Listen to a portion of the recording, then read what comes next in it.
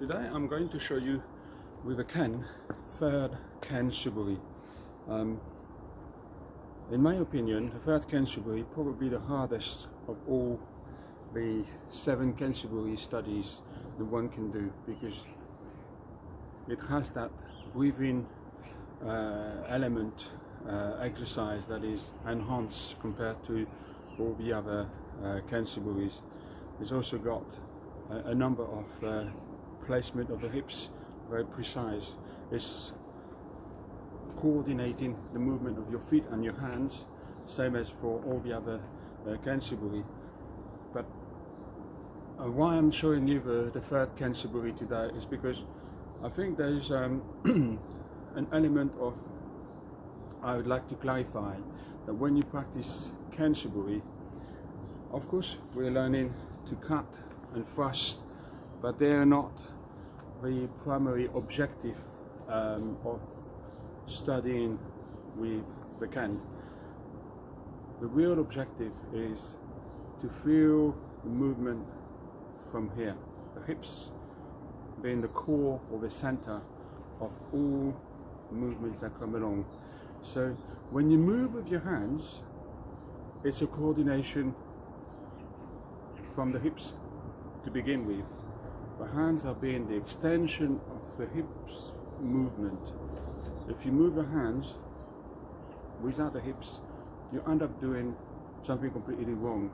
So I'm going to demonstrate the third Ken Suburi first, and then I'll go on giving you my tutorial understanding of what I see with the third Ken Suburi.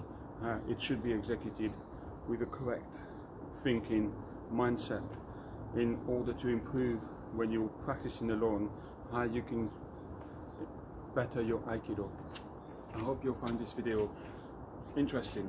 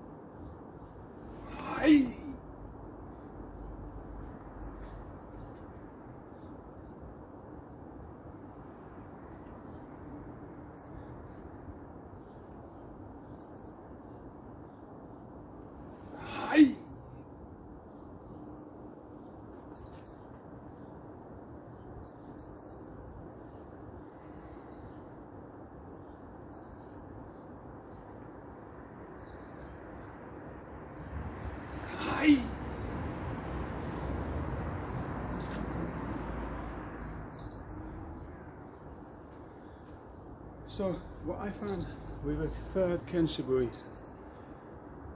it's a bit more demanding, because you've got to really focus on doing the movement as is. Don't add more than what it must be done as. So I'll explain. Very tempting to do a lot of little steps, adding few things. You see what I mean? And worst is when you start looking down. You can't. When you're into that positioning, bowing, you must be ready now. You are ready. You are ready. You can't look at your feet. Minimal footwork.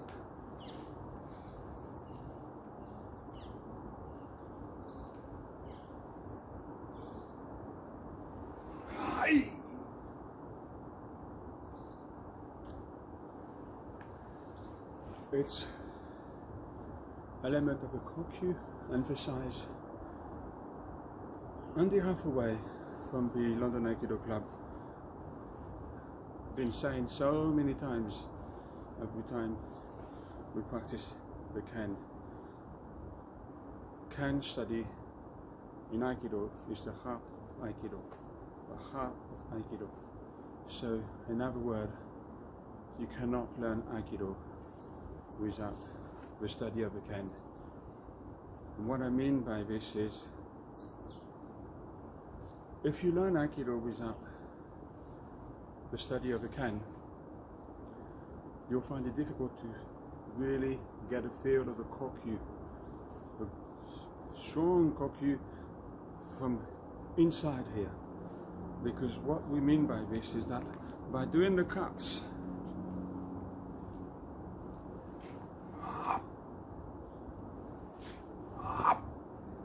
we're studying the kokyu, get a kokyu feel. We're not practicing the cut just for the sake of cutting.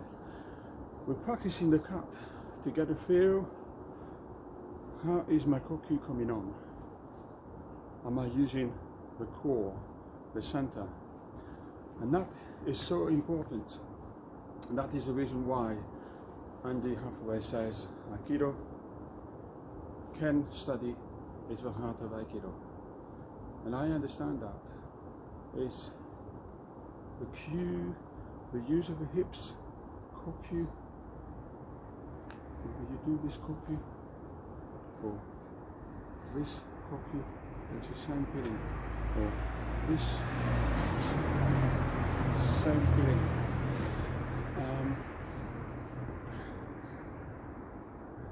And it's evident when you practice with the Ken, you'll see something else that you can't understand unless you do it.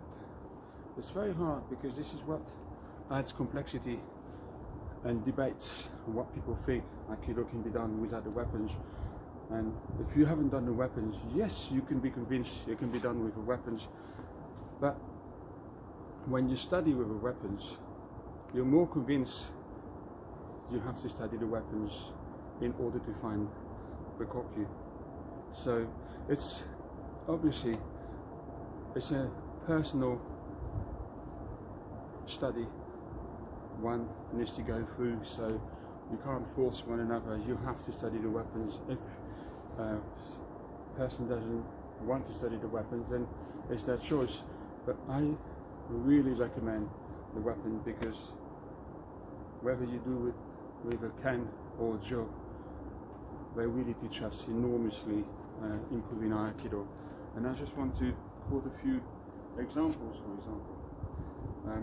One of them is you're getting the correct positioning, but the angle is so crucial, because you bring the Ken at this angle, it's avoiding the Michokyo. If you hold the Ken straight here, then you end up with a Michokyo. So there's little things like that, and you understand there's a positioning of the hips is slightly different to begin with. So it's not square, but it's at an angle. So it's the same when you do Taijutsu. It depends on how you want the uke to possibly attack you. The positioning of your body will influence uke slightly. This is more for katadori or katatedori or yoko menuchi, iyote katadori, menuchi or ski. So the positioning of your body will influence how the attack could unfold, and that's important. The other aspect of the third Ken Suburi is when you begin to raise the Ken up. You don't raise the Ken up without the use of the hips. You raise the Ken up by moving your right hip and left. Your right hip goes this way, your left hip goes this way. So you get this feeling of action, and that is affecting the positioning of your hands. Again, positioning of your hips. When your hand is up and you bring the hand down, you do so with the movement of your hips. So it's not the hand down on its own. And when you do understand that, the movement of the hips begin, and then your hand follow, and you do technique like Tenshinage, Ryoterori, Tenshinage. You understand the movement is not in the hands first, but in the hips first. And then hips come on much more powerful to create a strong technique. So there, it's not hands without the hips movement. That would be very difficult. It'd be okay if you do it with somebody less strong and you could overcome his strength or her strength. But if you use your hips first, it makes all the difference, because there's a power unleashing from under your hands and he's not sensing it. It's already affecting his body movement. Now I can do Tenshinage, and you'll find the Tenshinage is much lighter because you're using the core of your hips. It's a core center, hips movement, as opposed to shoulder movement. Shoulder movement, because you want to overcome him.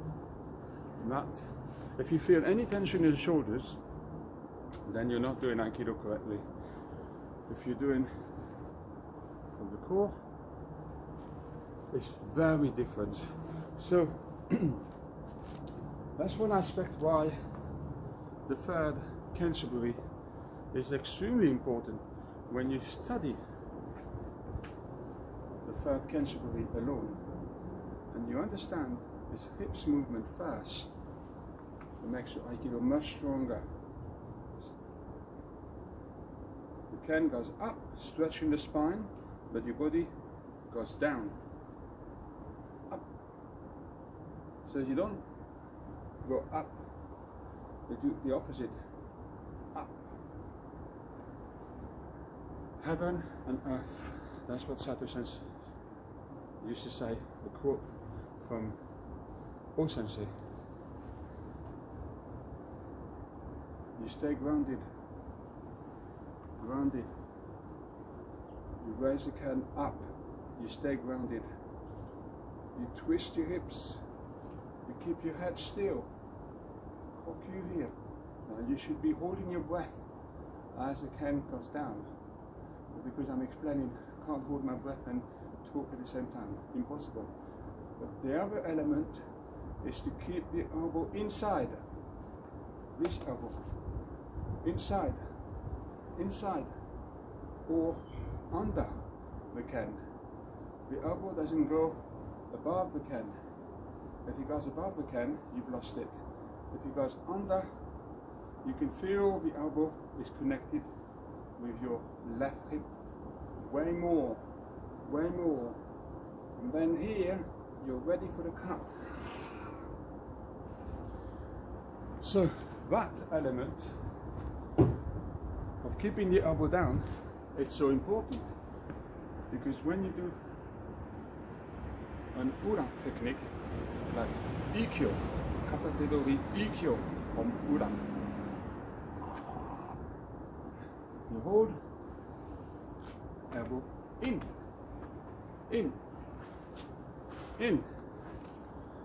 If you don't understand this, chances are you may be tempted to do this.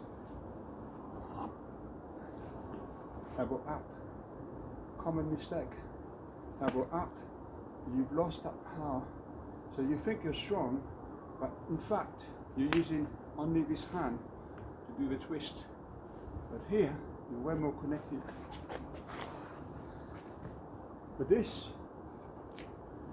is revealed in the Ken Suburi. And this is the reason why Ken Suburi cannot be omitted in a study of true, authentic Aikido that O Sensei taught Sato Sensei in his late years. So when you do the third Ken Suburi, straight on from the hips.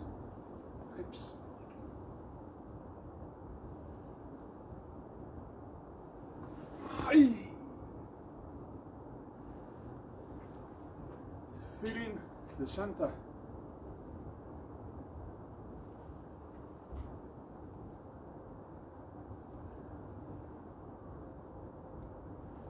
Hi.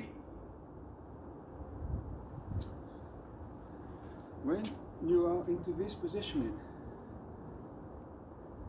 there's a koku feeling here, strong koku, not that, koku, this feeling. When you raise the Ken, you don't raise the Ken vertically up, you raise the Ken forward. This is a feeling, forward. But you don't want to stay into that position because you expose your organs. The feeling is, as you raise up, you immediately cut. There.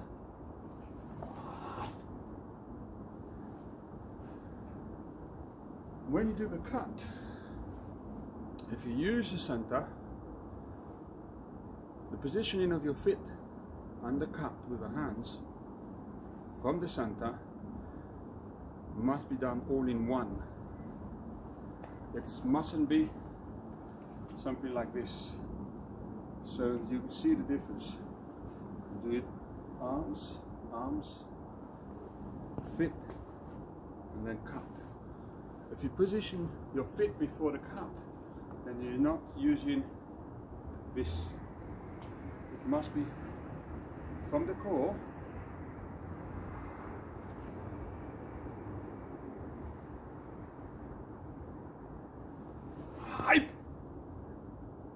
together.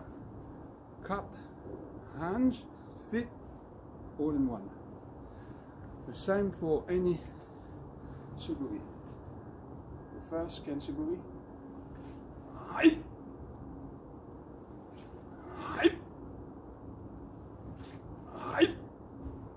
If you do the Ken Suburi like this, it's like slicing your body in half. The lower part of your body is doing one job, the upper part of the body is doing another job, not synchronized together. Not synchronized together because you're not using the hips. If you use the hips, you have a completely different feeling. And that is the reason why we do the Ken, is to increase that feeling of the center, but also to find the koku. When you have an increased feeling of your center, your Aikido is more internal than physical Aikido. The other element also is you don't want to be trapped into big footwork, wide stance. When you have wide stance, you're stuck. All you're doing is do wide stance. When you do wide stance, you tend to lean forward more, and that is not right. You've got to keep your back straight. So, there, keep your back straight.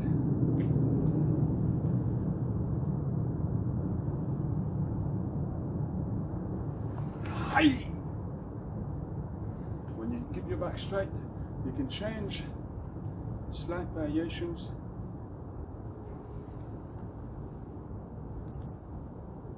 Step to the side. Hi! You're more able to move freely. If you have wide stance, you're stuck, and it's very difficult to move off. When you have a good handy, good distance, you can change quickly. Wide stance, you can't. So bear that in mind, is to keep the center there, internal Aikido, a good hand there. This is very important.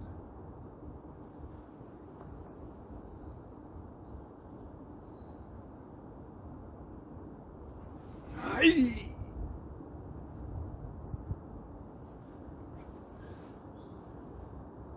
I hope you enjoyed watching this video, and that the tips I've given will be helping in your own Aikido study. Really can't stress enough, study of the weapons is an important part of Aikido. Thank you for watching.